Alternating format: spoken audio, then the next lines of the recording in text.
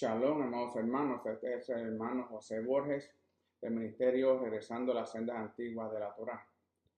Bienvenidos todos y le damos gracias al Eterno por mantenernos batallando todos los días, estudiando su palabra, estudiando su Torá, para así nosotros poder entender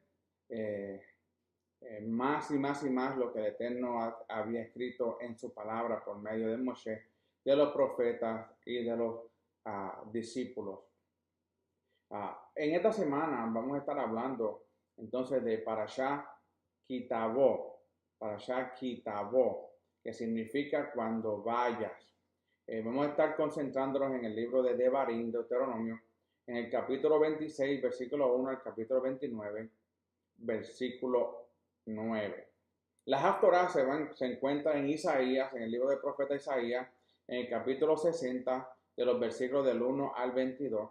Y los escritos apostólicos continuamos con el libro de Revelación, en el capítulo 15, versículo 1 al capítulo 16, versículo 21. Nuevamente, este es Parashá Kitavó, cuando vayas. Voy a hablar de varios temas en esta parashá. Van a ver que voy a brincar de un tema a otro tema, pero no me voy a desviar de ello. Quiero concentrarme en varias cosas que he estudiado esta parashá, que para mí han sido de importancia para este crecimiento en las raíces hebreas. Y comenzamos con el capítulo 26, versículo del 1 al 2, y lee de la siguiente manera. Dice: y sucederá que cuando vayas a la tierra que Hashem tu Elohim te da por herencia, tomes posesión de ella y habites en ella. Tomarás lo primero de todos los frutos del suelo que recojas de la tierra que Hashem tu Elohim te da, y la pondrás en una canasta e irás al lugar que Hashem tu Elohim escoja para establecer su nombre. Anteriormente ya hemos hablado que es el lugar que el Eterno estableció como su tierra, y es la casa de él donde estableció su nombre. Ese es el lugar de Jerusalén. En ese lugar ahí fue donde el Eterno puso su nombre. Y aquí le está diciendo a Moshe que cuando vayan a entrar a esa tierra, van entonces a traer una canasta con ofrenda. Esta ofrenda también se es mencionada en Éxodo capítulo 23, versículo 19, y el capítulo 34, versículo 26, donde nos dice: traerás lo primero, Reshit, lo primero. La palabra Reshit significa primero. Esa es la palabra que encontramos juntamente con la palabra Bereshit, en el principio. Aquí la encontramos como primero. Traerás lo primero, Reshit, de las primicias, Bikurim. Primicias son Bikurim. Y esa es una de las fiestas del Eterno, que se llama el Habikurim, que son las primicias, que es cuando Yeshua es resucitado. Son los primeros frutos, las primicias. Dice: Bikurim de tu tierra a la casa de Hashem tu Elohim. Aquí el Eterno le está dando un mandato a Moshe, diciéndole: una vez que ustedes entren, tomarás lo primero de todos los frutos del suelo que recojas de la tierra que Hashem tu Elohim te da, y las pondrás entonces en una canasta e irás al lugar donde Hashem había establecido su nombre. La palabra hebrea que ha sido traducida como primicias es Reshit, como dije al principio, y aparece en todos los tres textos. Aparece en todos estos textos. La palabra Bikurim, primicia, no aparece en el texto de Deuteronomio, sino solo Reshit, que significa lo primero. Aún así, esta ofrenda es llamada Bikurim. Vamos a ver por qué se llama Bikurim. Según la Mishnah, la ofrenda de Bikurim solo se da del fruto de la tierra de Israel, y específicamente a las 7 especies mencionadas en Deuteronomio 8:8, que anteriormente hablamos de esa, en la parashá anteriores hablamos de esas especies, que eran 7 especies que se usaban para estas ofrendas. Como miel, no se da la miel de abejas, sino dátiles. En Israel no se habla cuando se habla de miel, no se habla de miel de abejas, sino de los dátiles. Usted va a Israel y se va a encontrar con muchos árboles de dátiles, muchas palmeras de dátiles. Esto no se entrega a una ofrenda de bicurín de otras especies. Si no están estas 7 especies que el Eterno había ya establecido, no se podía entonces ofrendar. El propósito de entregar los primeros frutos, que son los que más se aprecian, es mostrarle a Elohim que Él es el primero en nuestras vidas. Por eso es que siempre el Eterno, cuando nacían los primogénitos, la palabra dice que los primogénitos eran de Él. Por eso vemos a Ana, la mamá del profeta Samuel, que cuando ella dice que está pidiéndole un niño, el Eterno le cumple la promesa, y ella dice: una vez que ese niño sea destetado, yo te lo voy a entregar a ti nuevamente. Y vemos la historia entonces del profeta Samuel, de cómo él hizo mucha historia en el pueblo de Israel, siendo él el primer profeta, aunque Moisés se conoce como el profeta mayor. Este es el primer profeta cuando entonces se establecen luego los reyes en el pueblo de Israel. Cuando los primeros frutos comenzaron a brotar, fueron marcados con un hilo o un hilito. Cuando habían madurado, eran llevados al santuario entre Shavuot y Sukkot. Shavuot y Sukkot. Nosotros ahora en estos tiempos estamos entrando entonces a las últimas 3 fiestas o 3 Moed, citas con el Eterno, comenzando con Yom Teruah, que también le sigue Yom Kippur y Sukkot. Entonces vemos que desde Shavuot hasta Sukkot, estos frutos son los que se llevan al santuario. En el tiempo del templo solían ir familias enteras junto con otras personas de la misma ciudad. Iban caminando con sus canastas cargadas de las 7 especies detrás de un toro cuyos cuernos fueron cubiertos de oro y con una guirnalda de ramas de olivo alrededor del cuello. El toro fue sacrificado como ofrenda de paz. Al acercarse a Jerusalén, la gente salía a recibir con gritos de alegría y con toque de flauta. Con toque de flauta. En Yom Teruah se toca entonces el shofar para anunciar el comienzo de ese tiempo entre Yom Teruah y Sukkot. Es un tiempo donde el Eterno usa por medio del shofar, llama a su pueblo a un tiempo de arrepentimiento de 10 días. Hasta que entramos entonces en la fiesta el día de expiación, que es Yom Kippur. Pero de eso hablaremos más adelante, de esa fiesta. Los levitas entonces cantaban el Salmo 30, que hacía referencia a la resurrección del Mesías, la cual es simbolizada en las primicias Bikurim, como dije al principio. La resurrección de Yeshua simboliza las primicias que se estaban dando entonces en el templo durante durante Shavuot, que es Pentecostés, y Sukkot, que es la fiesta de los tabernáculos. Al llegar al monte del templo, colocaban las canastas sobre sus hombros para entrar en el atrio de esa manera. Los sacerdotes colocaban luego entonces su mano debajo de la canasta, de cada canasta, y juntos la mecían, que se conoce como el tenufá, en todas las direcciones para mostrar así que es una pertenencia al Eterno.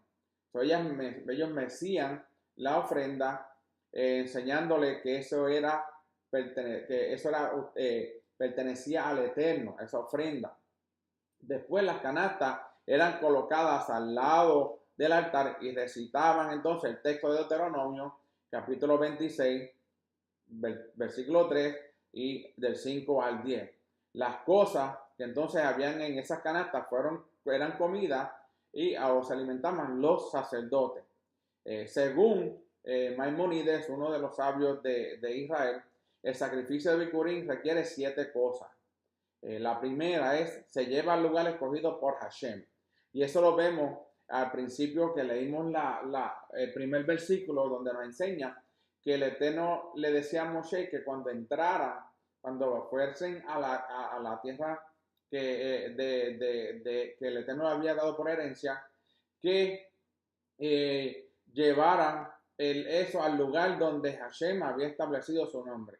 Primero, se requiere llevar al lugar escogido por Hashem. Segundo, se lleva en una canasta, no se puede cargar en las manos. Está establecido, se lleva en la canasta. Tercero, se hace una declaración verbal. Lo que acabamos de leer, se lee el Salmo 30, si no me equivoco, que fue el que mencioné, el Salmo 30, y también Deuteronomio capítulo 26, versículos 3, del 5 al 10 también. Cuarto, se entrega un sacrificio. El sacrificio era el toro. ¿Okay? Se canta el quinto, el sexto, se hace la ceremonia de Tenufá, que cuando se mece las primicias, los frutos, y luego se pernocta en el lugar o se queda en Jerusalén, en este caso Jerusalén, porque tenemos que saber y entender que todas las festividades, las 7 fiestas del Eterno, todas se redondean alrededor del templo. ¿Por qué? Porque todas ellas se tenían que hacer ¿dónde? En el templo. Eran fiestas donde se celebraban en Jerusalén, en el templo. Las 7 fiestas están todas conectadas con el templo. Si nosotros eliminamos el templo, ¿qué vamos a hacer entonces con las fiestas? ¿Qué vamos entonces a llevar a cabo si no tenemos el templo? Hay ciertas fiestas porque nosotros las conmemoramos hoy en día, las 7 las conmemoramos, nos reunimos como congregación y asamblea en esos días para conmemorar. ¿Por qué conmemorar y recordarlo? Porque no hay un templo. Cuando lo hacemos acá en la diáspora, no estamos llevando a cabo todos los sacrificios y ofrendas que se necesitaba en cada una de esas festividades. El capítulo 26, versículo 3, continúa hablando, dice, y te presentarás al sacerdote que esté en funciones en esos días y le dirá, declaro hoy a Hashem mi Elohim, que he entrado en la tierra que Hashem juró a nuestros padres que nos daría. Este texto entonces nos enseña la importancia de la identificación nacional e histórica con el pueblo de Israel.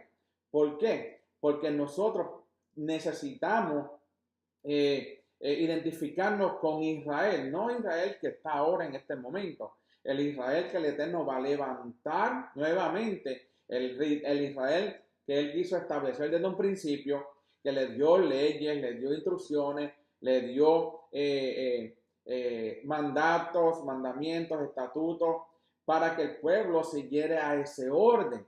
¿Okay? Y nosotros al presentarnos durante el Shabbat es un día importantísimo. ¿Por qué? Porque el Shabbat es el lugar donde el Eterno se sienta en su trono. ¿Para qué? Para hablar con nosotros, para que nosotros tengamos una relación con ese rey, para que Él nos hable a nosotros.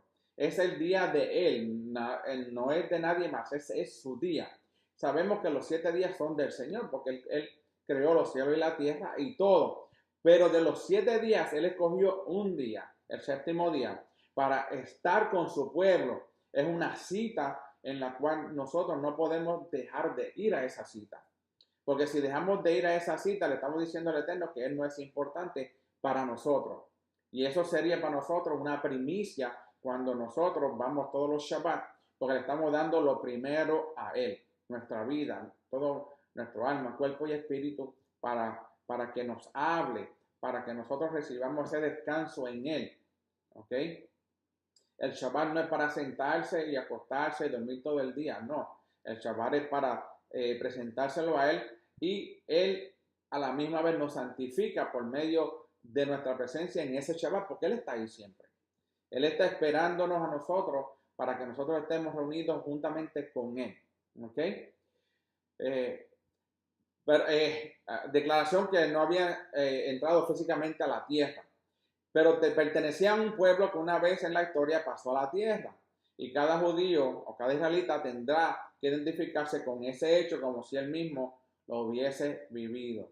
Nosotros tenemos que identificarnos como si nosotros hubiésemos estado en ese tiempo cuando se le dijo a Moisés, a Moshe, y se le dijo a Josué que cuando entraran llevaran a cabo todo esto. Nosotros tenemos que identificarnos con el pueblo de Israel. ¿Y cuál es la mejor manera de identificarnos con el pueblo del Eterno y ese reino? Leyendo y estudiando la Torah. Por medio del estudio de la Torah, nosotros vamos a comprender nuestra posición y nuestra identidad nacional e histórica con ese pueblo. Si nosotros no leemos la Torah, si nosotros no obedecemos los mandamientos, si pensamos que la ley fue abolida, entonces no podemos identificarnos con el pueblo de Israel. Porque la Torah le fue dada al pueblo de Israel. Los mandamientos le fueron dados al pueblo de Israel. Y así sucesivamente. Nosotros tenemos que pensar de la misma manera. Fuimos injertados, como dice Romano. Ya no somos el olivo silvestre. Ya somos conciudadanos con el Mesías en el reino. Y como único podemos aprender eso es por medio del estudio de la Torah.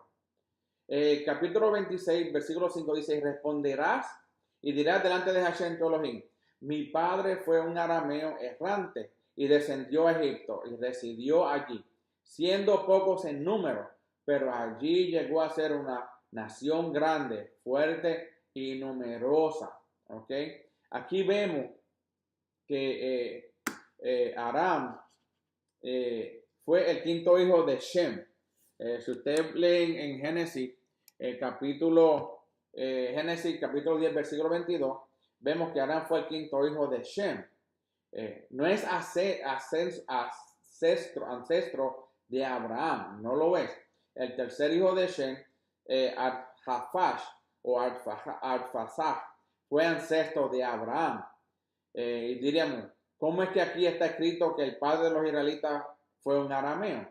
Ahora vamos a entender por qué. ¿Okay? Labán fue llamado arameo, haciendo referencia a Génesis capítulo 25, versículos 10 al 25, del 19 al 20, y el capítulo 28 al 5. Él tampoco fue descendiente de Aram.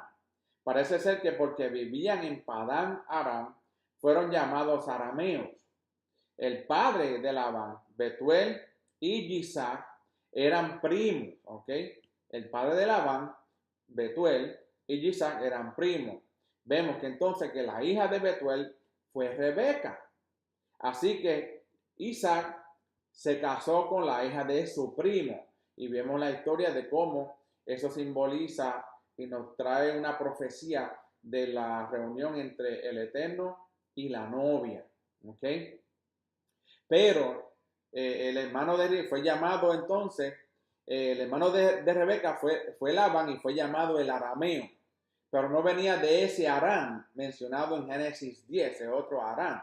Uno de los hermanos de Betuel, Kemuel, es llamado entonces el padre de Aram. Ese otro Aram era, por tanto, primo de Labán y Jacob, y ese otro Aram fueron primos segundos. Es probable que entonces que los descendientes de Aram en Génesis 10 hayan poblado la tierra llamada Padán Aram, ¿ok? Y por eso es que puede que se le conozca como arameo.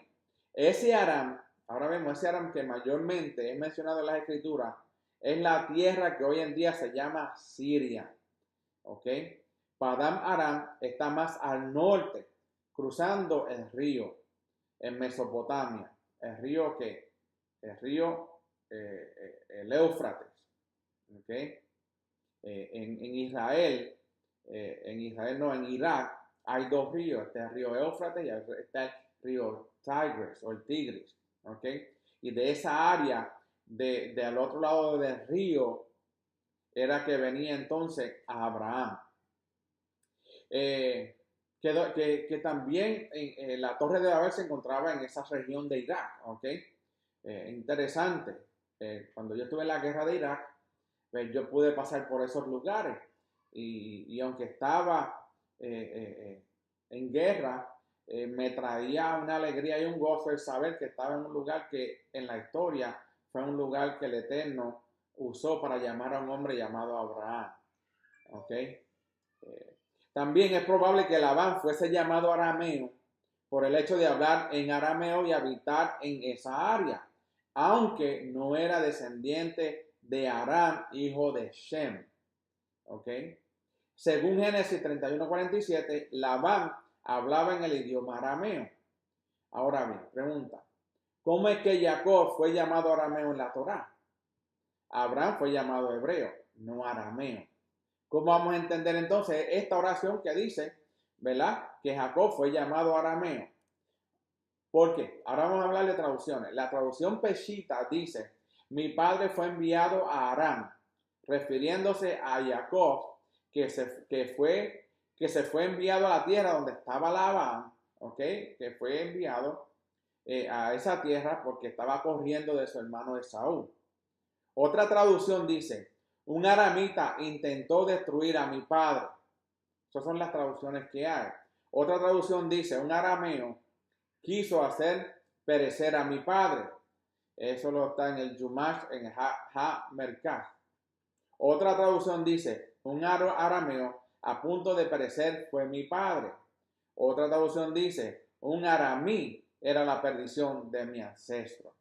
Si nosotros entendemos la palabra como que Jacob era arameo, tiene que ver entonces con la tierra geográfica de Padam Aram, donde pasó 20 años de su vida, cuando tenía más o menos unos 77 a 97 años de edad. ¿Ok?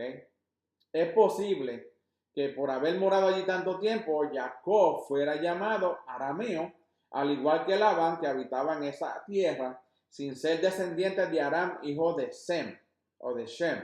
¿Ok? Un ejemplo. Muchos de nosotros que venimos a los Estados Unidos, emigramos a los Estados Unidos, venimos de diferentes lugares. ¿Okay? Yo vengo de Puerto Rico, yo soy puertorriqueño. Pero entonces aquí, cuando vengo, vivo en los Estados Unidos y voy a otro lugar, entonces me dicen que soy americano. ¿Por qué? Porque la ciudadanía que tengo es la ciudadanía americana y donde quiera que vaya a otro país, aunque diga soy puertorriqueño, me va a decir tú eres americano. Espero que hayan entendido ese concepto, porque así es que lo entendí yo. ¿Ok? Por eso es que vemos que esa razón de que Jacob fue llamado hebreo, no fue llamado hebreo, sino arameo, porque era para mostrarnos que la descendencia de Abraham y Isaac es profética más que biológica. ¿Okay? Según Rashi, la palabra arameo no se refiere a Jacob, sino a Labán que quiso destruir a Jacob, como hemos visto en las traducciones anteriores. Como decía, un arameo a punto de perecer fue mi padre. ¿Por quién están hablando? Están hablando de Jacob.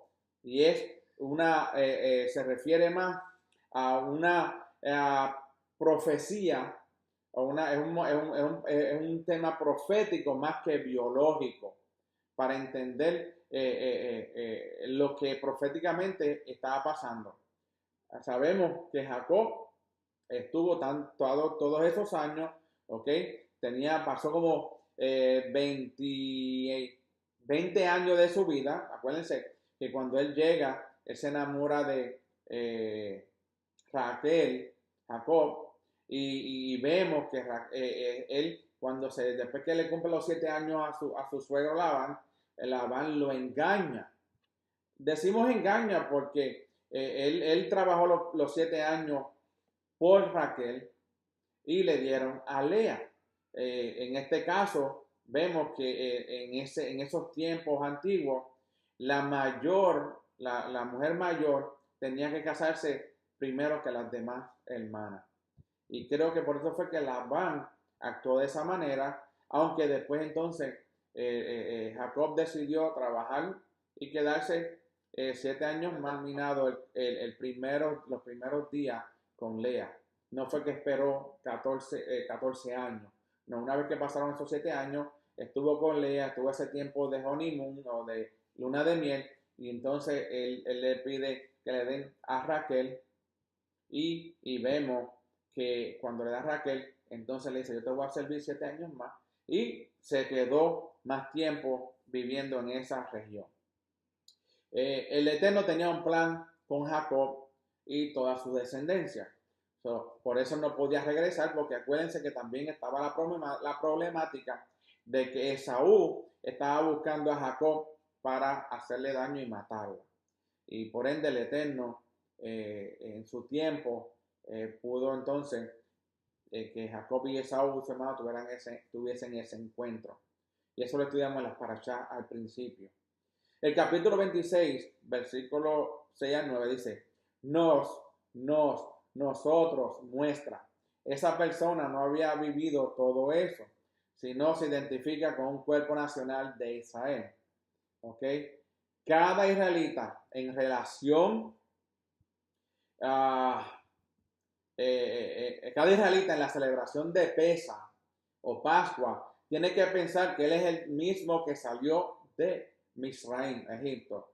Cuando nosotros conmemoramos la fiesta de Pascua o de Pesa, nosotros cuando hacemos la Haggadah, comemos los mismos elementos que ellos comieron para nosotros pensar lo mismo y sentir lo mismo que ellos pasaron. Amén. Nosotros no vamos a pasar porque nos den latigazos ni nada de esas cosas, pero estamos haciendo una conmemoración, un recuerdo de lo que pasó, de cómo el Eterno sacó al pueblo de Israel. Nuevamente, no hay un templo, ¿ok? El día de Pesa habían sacrificios de animales y habían otros sacrificios, pero nosotros no lo hacemos de esa manera. ¿Por qué? Porque nosotros hacemos un recordatorio, un remembering, ¿ok? Vemos la importancia del pensamiento colectivo en nuestro pueblo, entonces, que no somos personas individualistas, sino parte de un pueblo o una nación colectiva, ¿ok? Nosotros somos un pueblo colectivo que estamos todos unidos y vamos caminando como el pueblo de Israel. Cuando el pueblo de Israel sale de Israel, de Egipto, ellos van caminando y van sucediendo varias cosas. Cruzan el mar de caña, el Eterno de la Torá, al principio estaban perdidos, eran esclavos, ahora nosotros éramos esclavos del pecado, ahora conocemos la Torá, ahora estamos caminando en la Torá, estamos celebrando el Shabbat, estamos guardando las fiestas, esas moedín, esas citas del Eterno, y así sucesivamente. Nuestra vida es un reflejo también de lo que se estaba llevando a cabo cuando el pueblo de Israel estaba en esclavitud y fue liberado y fueron llevados por todo el desierto hasta que llegaron a la tierra prometida. Ese es nuestro fin. El fin de nosotros es ir a esa tierra prometida. El Eterno prometió esa tierra prometida por herencia a Abraham, Isaac y Jacob y a toda su descendencia, y todos aquellos que somos injertados en el olivo natural que es Israel, entonces vamos a participar también de esa tierra y de esa herencia. El capítulo 26, versículo 11, dice, y te alegrarás tú y también el levita y el forastero que está en medio de ti, por todo el bien que Hashem tu Elohim te ha dado a ti y a tu casa. Según la Mishnah y el Talmud, solo se recita la declaración anterior durante el tiempo desde Shavuot hasta Sukkot. ¿Okay? También se puede llevar la ofrenda de Bikurim, por entonces no se recita la declaración de los versículos del 5 al 10. Y eso pues cuando se lee, vemos que esos son los versículos que no se repiten durante el tiempo de esa fiesta. Tenemos que acordarnos bien que la fiesta, que la cita de Yom Teruah, el recordatorio de Yom Teruah, Yom Kippur y Sukkot, ¿ok? Trompeta, expiación y tabernáculo. Ellas las tres están unidas. No puedes separar una de la otra, las tres están unidas. Tienen diferentes funciones, diferentes nombres, pero están unidas. Hay una unión que no se puede eliminar. No puedes tener Yom Kippur sin tener Yom Teruah. no puedes tener Sukkot sin tener el Yom Kippur. Y es una unión perfecta que el Eterno estableció para darnos la oportunidad a nosotros de llegar a ese arrepentimiento y de poder entrar a la fiesta de los tabernáculos, sería la fiesta del Cordero, las bodas del Cordero. Capítulo 26, versículo 12, dice: cuando acabes de pagar todo el diezmo de tus frutos en el tercer año, el año del diezmo, entonces lo darás al levita, al forastero, al huérfano, a la viuda, para que puedan comer en tus ciudades y sean saciados. Vemos bien entonces, el tercer año puede ser una referencia al tercer y sexto año del ciclo septuanual, cuando se daba el segundo diezmo a los pobres. Esta es la interpretación más común que podemos entender. ¿Ok? Qué interesante que durante 7 años de la vida del pueblo de Israel, los diezmos se daban en diferentes formas. ¿Ok? Lo primero, el segundo, se llevaba al alfolí, el tercero entonces se daba a los pobres, a las viudas, a los necesitados, el cuarto, el quinto al alfolí, el sexto era lo mismo que el tercero, el séptimo entonces no se daba diezmos de los frutos, porque los diezmos de los frutos no se podían recoger porque la tierra estaba en el Shemitah, estaba en descanso. ¿Ok? Solo se daba de lo que habían adquirido y si tenían dinero. Interesante que eso no lo vemos hoy en las diferentes iglesias que no cogen diezmo para dárselo a los pobres. Si no, pues ustedes saben bien que no hay que entrar mucho en detalle y vemos cómo muchos se enriquecen a cuestas de sus miembros de las iglesias. El año del diezmo, según Rashi, significa que durante el tercero y sexto años no se dan diezmos, no se dan dos diezmos. El primer diezmo y el segundo diezmo, como en los años primero, segundo, cuarto y quinto, sino solo un diezmo. El primer diezmo. Durante los años tercero y sexto, el segundo diezmo es sustituido por el diezmo del pobre.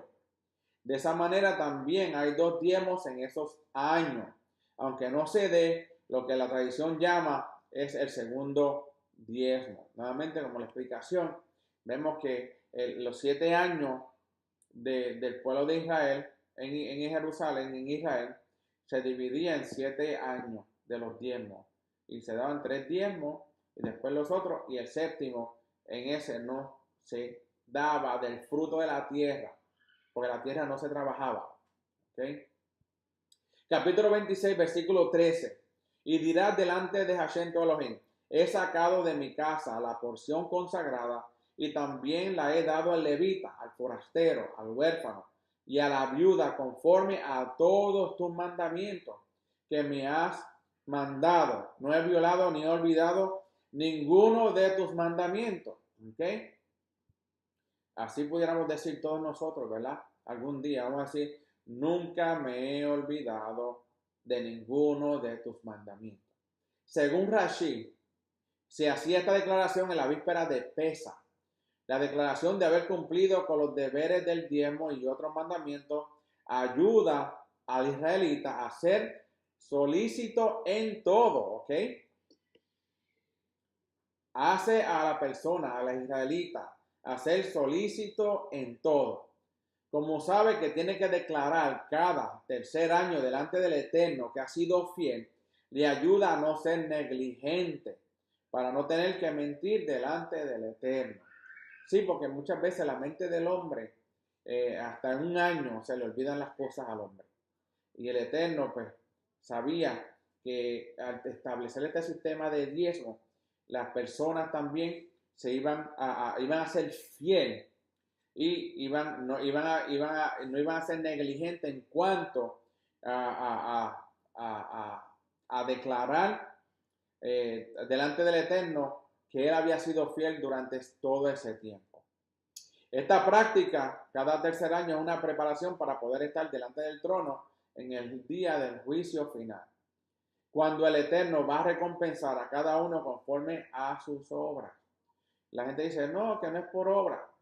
Y entonces, las obras de cumplir los mandamientos, eso son obras. Cuando uno cumple los mandamientos, está obrando, está siendo obediente. ¿Ok? Y yo creo que ese versículo que se usaba mucho, no por obra, para que nadie diga, oye, por gracia, no por obra. ¿Ok? No, sí hay obra. Tenemos que obrar, tenemos que ser obedientes. Eso es obrar. Ser obediente a los mandamientos, cumplirlos, leer la Torá. Bueno, usted sabe lo que el Eterno requiere de cada uno de nosotros. Cuando uno sabe que un día tiene que presentarse delante del Eterno y dar cuenta de todo lo que ha hecho, piensa dos veces antes de hacer las cosas. Nosotros, especialmente yo, estuve 30 años militando en el cristianismo y muchas veces pues como que uno se dejaba ir un poquito y hacía cosas que no debía hacer. Ahora con la Torá no se puede. La Torá está en la mente, está en el corazón, continuamente diciéndole a nosotros lo que debemos hacer y lo que no debemos hacer.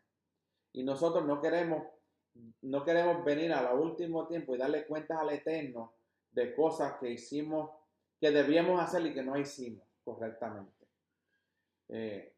Estamos conscientes de que vamos a estar delante del trono donde se van a sacar a la luz todas las cosas. Interesante, porque sí va a llegar ese día en que todo va a salir a la luz.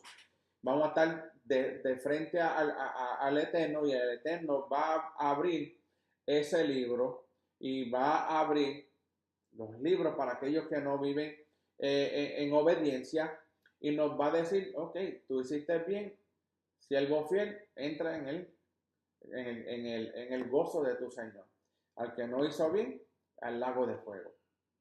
Y eso, como único podemos nosotros evitar el lago de fuego es por medio de su Torah, por medio de su palabra, por medio de la obediencia a sus mandamientos. Ese es el camino que nos lleva a nosotros para nosotros heredar la tierra prometida. Sin la obediencia a los mandamientos, a los estatutos y a la Torah, no podemos entrar. Como decía, hay un refrán que hacemos en Puerto Rico, no te vistas que no vas. El 26:15 dice, mira desde tu morada santa, desde el cielo, y bendice a tu pueblo Israel y a la tierra que nos has dado, una tierra que emana leche y miel, como juraste a nuestros padres. Después de haber entregado todo el diezmo, se pide una bendición sobre el pueblo de Israel y no sobre uno mismo.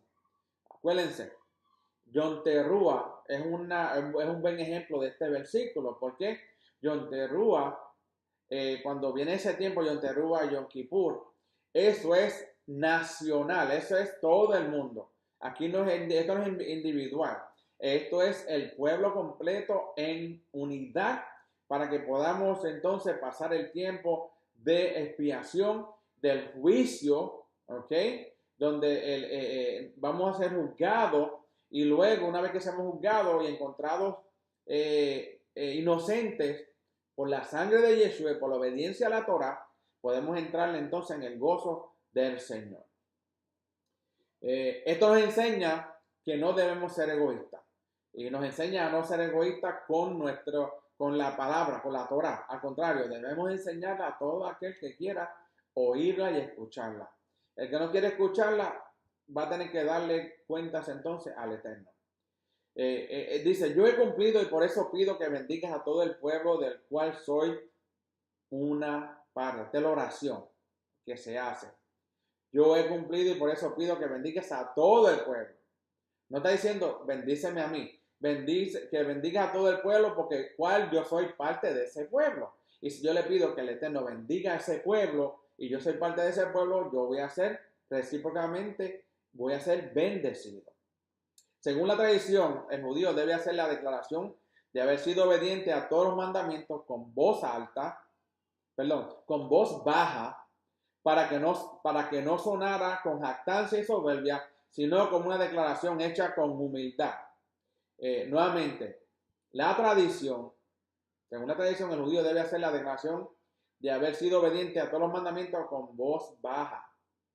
Esto me trae a pensar en un versículo que encontramos en la escritura, en el Brit Hadashah, en el pacto renovado, donde está hay un pobre, y no me acuerdo si es un sacerdote o un rico, que el pobre está arrodillado orándole en voz baja, y el rico dice, como diría, sí, yo soy persona que te he dado tanto, que si esto, y este pobre que no te ha dado nada. De eso es lo que está hablando ese versículo. ¿Ok? Está hablando de que nosotros tenemos que tener humildad en cuanto a vociferar que nosotros hemos sido obedientes. Porque entonces estamos enseñando que somos muy altivos. El Eterno no quiere personas altivas. Yo declaro en voz baja y cada persona declara en voz baja. Nadie tiene que saber lo que se ha sido obediente o no. ¿Por qué? Porque por nuestros frutos nos van a conocer. No tenemos que decir mucho, no tenemos que hablar mucho porque los frutos hablarán de nosotros. Capítulo 26, versículo 17 dice, has declarado hoy que Hashem es tu Elohim y que andarás en sus caminos y guardarás sus estatutos, sus mandamientos y sus ordenanzas y que escucharás su voz. ¿Ok? Has declarado que hoy Hashem es tu Elohim. Primeramente, Adonai Ejá. Segundo, que andarás en sus caminos. Camino. ¿Quién nos enseña el camino? Lámpara en nuestros pies y luz a nuestro ¿cómo es? Lámpara es a nuestros pies y lumbrera a nuestro caminar. Más o menos lo dice así. Pero dice que la Torá es lámpara a nuestro caminar. ¿Ok? So, primero, reconocer y declarar que Hashem es nuestro Elohim. Segundo, andemos en sus caminos. ¿Y cómo andamos? Porque la Torah nos va a enseñar a cómo caminar. Guardar sus estatutos, sus mandamientos y sus ordenanzas. Esto es bien interesante porque aquí no dice solamente sus mandamientos. ¿Por qué no dice solamente sus mandamientos? Porque hay estatutos y hay ordenanzas y mandamientos que son diferentes. ¿Ok? Y aquí la Torah nos dice que nosotros tenemos que declarar que hemos sido, hemos andado en sus caminos, hemos guardado sus estatutos, sus mandamientos, sus ordenanzas y que hemos escuchado su voz. La gente dirá, pero ¿cómo yo voy a escuchar la voz del Eterno? La Torah. Cuando la leemos, Él nos habla a nosotros. ¿Ok? Por un lado, el pueblo declara su amor y compromiso con el Eterno. Tenemos que declarar ese amor y ese compromiso con el Eterno y lo hacemos por medio de la obediencia a todos los mandamientos, estatutos y ordenanzas. Capítulo 26, versículo 18 dice, y Hashem ha declarado hoy que tú eres su pueblo, su exclusiva posesión, como Él te habló, para guardar todos sus mandamientos. ¿Ok? Aquí no dice que el Eterno declaró que una iglesia fuera o una congregación fuera de Israel es su pueblo o es su posesión exclusiva. No dijo eso. El Eterno nunca rechazó a Israel. Nunca, nunca. Él lo que hizo fue que le puso una venda mientras tanto en lo que la plenitud del gentil venía entonces a los caminos, que oyeran ese mensaje. Tenemos que entender que Israel fue escogido para traer las buenas nuevas a todas las naciones y que todas las naciones emularan al pueblo de Israel por la obediencia a la Torá y fuésemos solamente una nación. Ese era el propósito del Eterno, pero no fue de esa manera. Por el otro lado, viene la respuesta de Hashem, que dice, en estas palabras hay una renovación del pacto. Hay 3 alianzas con Israel en el Yumash. ¿Okay? Primera, la del monte Sinai. Hubo una alianza, un pacto. El segundo, hubo un pacto cuando hubo el tabernáculo, la del tabernáculo. Y la tercera, la de las mesetas de Moab. En este texto aparece la tercera de las alianzas, la de mesetas de Moab. Tú eres su pueblo para guardar todos los mandamientos, ¿ok? La identidad marca la conducta de una persona. Si nosotros nos identificamos con Israel, Israel no es el que estamos viendo hoy aquí en el presente. El Israel que el Eterno quiere ser un reino nuevamente, ¿ok? A esa identidad que nosotros tenemos que regresar. La identidad marca la conducta de una persona. Si nosotros nos identificamos con el pueblo de Israel y obedecemos la Torah, nuestra conducta tiene que ser identificada con el pueblo del Eterno. Si uno se siente rebelde, actuará como un rebelde. Si uno se identifica como ladrón, va a hurtar. Si uno tiene un complejo de rechazo, rechazará a los demás. Si uno tiene la identidad de ser un pueblo de exclusiva posesión, se comporta de manera santa, guardando entonces todos los mandamientos, todos los estatutos y todas las ordenanzas. Queremos ser una nación santa, queremos ser una nación exclusiva. Entonces, los requisitos son obedecer la Torah, los mandamientos, los estatutos y las ordenanzas. Es muy importante pensar de sí mismo de la manera correcta para poder actuar de la forma correcta. Hay un proverbio que nos dice, en el proverbio 23, versículo 7, dice, pues como piensa dentro de ti, así somos, o así es, o así eres, ¿ok? Como nosotros pensamos por dentro, eso es lo que somos. Si pensamos con odio, somos personas que odiamos. Si pensamos en rencor, tenemos rencor, eso es lo que hacemos. Tenemos rencor a todo el mundo.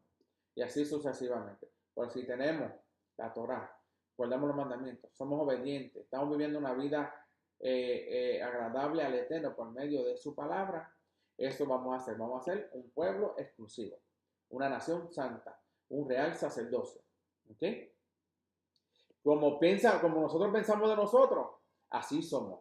Por esto Hashem crea una identidad para su pueblo, para que actuemos conforme a esa identidad por medio de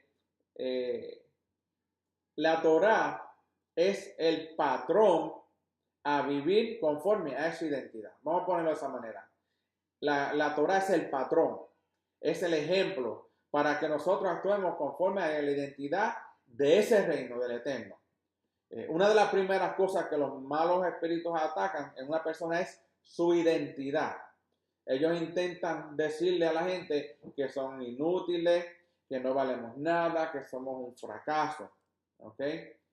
Si nosotros dejamos que esos pensamientos vengan a nuestras vidas, entonces el adversario habrá logrado su meta para destruirnos a nosotros. No permitamos que los sentimientos de culpa nos sigan golpeando si ya te has arrepentido. Si nosotros no hemos arrepentido de nuestros pecados, ¿por qué seguimos golpeándonos y sentirnos mal?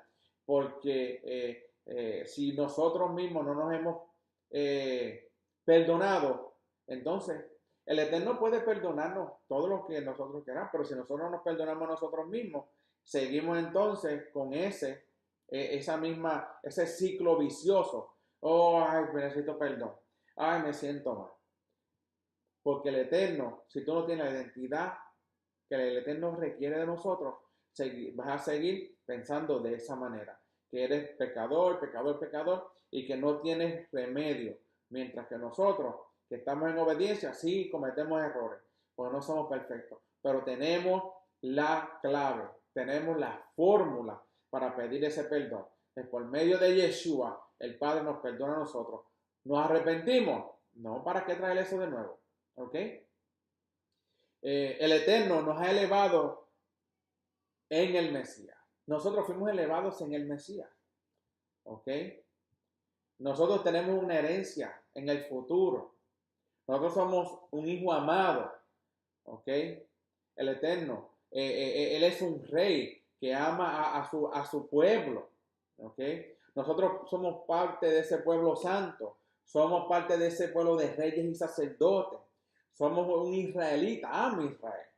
Así que no nos quedemos ahí tirados, sintiéndonos con lástima de nosotros mismos, sino que nos levantemos y que compartamos lo que nosotros estamos aprendiendo según lo que somos. Estamos en obediencia, eso vamos a enseñar. Eso vamos a dar el ejemplo, para que otros entonces puedan ser ejemplos. Nosotros seamos ejemplos para esas personas, para que ellos también digan, wow, si él puede hacerlo, o ella puede hacerlo, vivir en obediencia, nosotros también podemos hacerlo, porque todos somos seres humanos. El 27:9 dice, hoy te has convertido en pueblo de Hashem, tu Elohim. Primero se habla de la identidad de lo que nosotros somos. 27:10. Y obedecerás a Hashem, tu Elohim, y cumplirás sus mandamientos y sus estatutos que te ordeno hoy. No que te digo si lo quieres cumplir, no, que te ordeno. Luego vemos, después de hablar de la identidad, luego vemos cómo la obediencia viene como un resultado entonces de esa identidad, como estaba mencionando anteriormente. Si nosotros estudiamos Torah, somos obedientes, hablamos siempre de la palabra, pensamos y creemos que la Torah no fue abolida, entonces estamos creando una identidad que el Eterno quiere que nosotros seamos parte, que seamos conciudadanos juntamente con el Mesías. ¿De quién? De ese reino.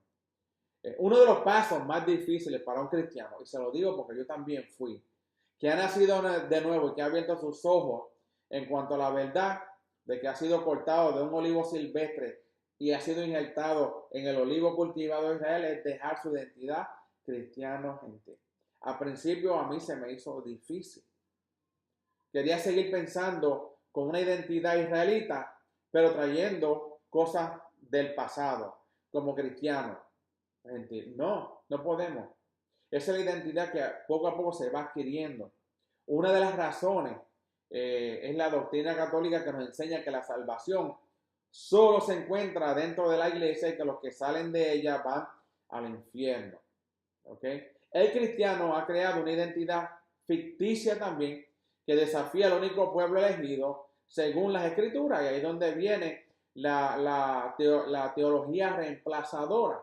Ellos dicen que Israel ya fue desechado, ahora la iglesia que supuestamente comenzó en el día de Pentecostés, que no fue así, porque la fiesta de Pentecostés se estableció desde el monte Sinaí, y allí lo que había en el día que fue derramado el Espíritu de Santidad, fueron que allí eran judíos y prosélitos que habían adquirido el judaísmo de aquel tiempo, el mismo que Yeshua enseñó. Ellos eran seguidores del Mesías, de Yeshua. Eso fue lo que nació allí. Allí lo que hubo fue una reafirmación del pacto que se había hecho en el monte Sinaí. Se renovó entonces en ese día en el templo, no tampoco en un lugar de un aposento alto, porque allí no podían caber todas las personas que iban al templo a celebrar la fiesta de Pentecostés.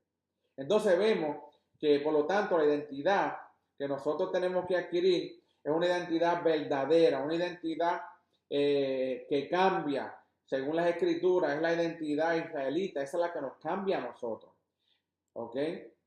Mientras que un cristiano siga identificándose como cristiano, siempre se sentirá fuera de Israel, porque eso fue lo que se nos enseñó. Y muchas personas que me escuchan a lo mejor dirán, pero ¿qué tú sabes de eso? Yo tuve 30 años en el cristianismo, yo enseñé en diferentes niveles. Yo enseñé hasta la universidad de nuestra iglesia. Yo adquirí hasta diplomas, certificados por enseñar. Yo enseñé por tantos años y es difícil, al principio se me hacía difícil a mí salirme de esa identidad, pero mientras más estudiaba la escritura, la Torá, mientras más sacaba el pensamiento de lo que había aprendido, no estoy diciendo que lo que leía no es lo mismo, porque yo estaba leyendo las escrituras, la Biblia, pero estaba fuera del contexto. Una vez que lo aplico en el contexto, mi identidad entonces comienza a florecer. ¿Ok? Tenemos que ser humildes y reconocer que lo que Hashem ha dicho es verdadero. ¿Ok? Tenemos que reconocerlo. No podemos pensar que no es así. Por lo tanto, la identidad israelita judía es algo que Hashem está inculcando en su pueblo vez tras vez. Eso es lo que está enseñando a nosotros.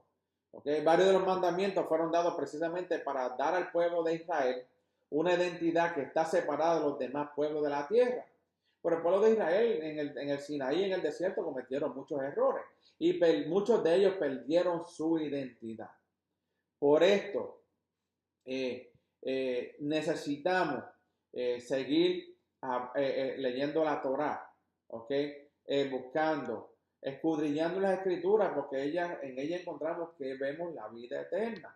La vida eterna es por medio de la obediencia, de los mandamientos, de los estatutos, de las ordenanzas. ¿Okay? Vemos entonces que en Primera de Corintios, capítulo 2, 9 al 10, 15, está escrito de esta manera. Dice, sino como está escrito, esto es lo que está pasando hoy, cosas que ojo no vio, ni oído oyó, ni han entrado al corazón del hombre. Son las cosas que Elohim ha preparado para los que le aman. ¿Ok? Pero, aquí está la clave, pero Elohim nos las reveló por medio del Espíritu, porque el Espíritu todo lo escudriña, aún las profundidades de Elohim. En cambio, el que es espiritual juzga todas las cosas, pero él no es juzgado por nadie. Si un espíritu te hace apartarte de la Torah escrita dada por Moshe y apartarte del Mesías Yeshua, la Torah viviente, es un falso espíritu o un falso profeta. El espíritu de Elohim siempre nos guía a ser obedientes a la Torah, no a pensar que la Torah fue abolida. El espíritu del Eterno no nos va a guiar a eso. El espíritu del Eterno no nos va a guiar a pensar que Israel fue desechado. Que el espíritu del Eterno no nos va a guiar y decirnos a nosotros que ahora la iglesia es la que tomó la posición de Israel. Tampoco el espíritu nunca nos va a decir eso. ¿Ok? El espíritu de Elohim siempre nos guía a ser obedientes a la Torah de manera que ha sido expresada por Moshe y explicada por el Mesías Yeshua. Nada que Moshe recibió por el Eterno desde el monte Sinaí durante el desierto, lo que escribieron los profetas, hablaron lo que ya había establecido Moshe y lo que Yeshua vino a manifestar en carne, todo eso es lo que ha sido expresado y nos ayuda a ser obedientes a la Torah. Es necesario que nosotros regresemos a nuestra identidad israelita. Es necesario de que si pensamos y decimos y creemos que hemos sido injertados en el olivo natural, que es Israel, necesitamos creer que la Torah está vigente y será vigente hasta que todo sea cumplido y hasta que los cielos y la tierra pasen. Ni una tilde, ni de una jota de las escrituras pasará, ni el cielo ni la tierra, sin antes que se cumpla toda la Torah. Una parashá que nos enseña mucho a nosotros a reconocer nuestra identidad en el reino de Israel, en el reino del Eterno.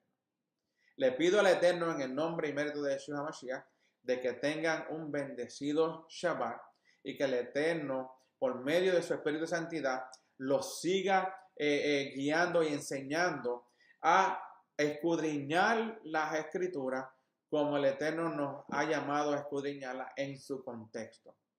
Espero que sean bendecidos, sus familiares, todos aquellos que ven este video, que sean todos bendecidos y como dice la oración sacerdotal, que el Eterno los bendiga, que el Eterno haga resplandecer su rostro sobre ti y los guarde, que el Eterno ponga su misericordia y que el Eterno nos dé su shalom.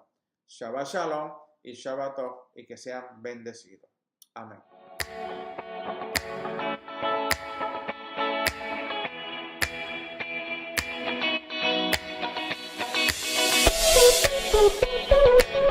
Thank you.